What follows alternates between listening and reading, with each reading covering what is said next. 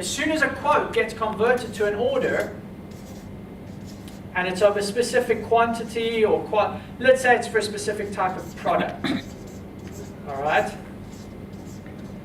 The manufacturing team could get notified here that there's an order for that, there's a quote out there for that product. As soon as that order gets completed, the manufacturing team knows we need to go and requisition these products because this needs to be done because there's a long requisitioning time. So it brings the whole organization much tighter together. Everybody can see what's happening across the organization. As you start to move down this, you bring in more people. Let's take an example here. So the company that I worked for, we did complex engineering projects. And we used to design pump stations, so water treatment facilities and things like that. There's quite a few of them in Dubai that we helped design.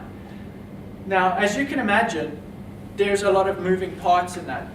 You have to talk about a lot of things. But we were building, for example, some of the pumps that would be used to pump the water and things like that. And there's quite a lot of water being pumped here in Dubai.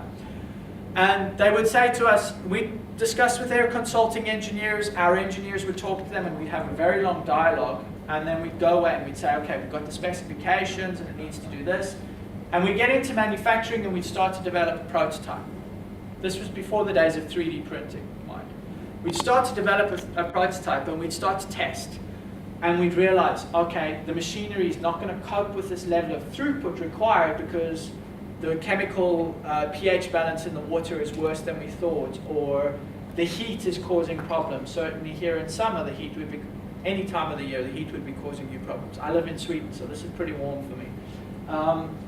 All of those sorts of things started to have an impact. So we'd have to do is we'd have to get in a meeting room, sit down, or get on a conference call and talk to each other, but that information never made it back into the ERP. Why did we change the job spec on this? Why did we change the specifications on the impeller diameter? Why did we change the motor strength? That never made it into the ERP. So the manufacturing guys would sometimes be thinking, what the hell, guys? Why are you changing this? We've ordered all the parts. We're already halfway through the production and you've changed this. With social enterprise, you can bring them into the discussion, have the discussion in the social portal, it all gets pushed into ERP. So when a new guy starts, the new consulting engineer comes in and says, why did you do that? We can go, here it's all documented, it's in the ERP, it's there as a source of information.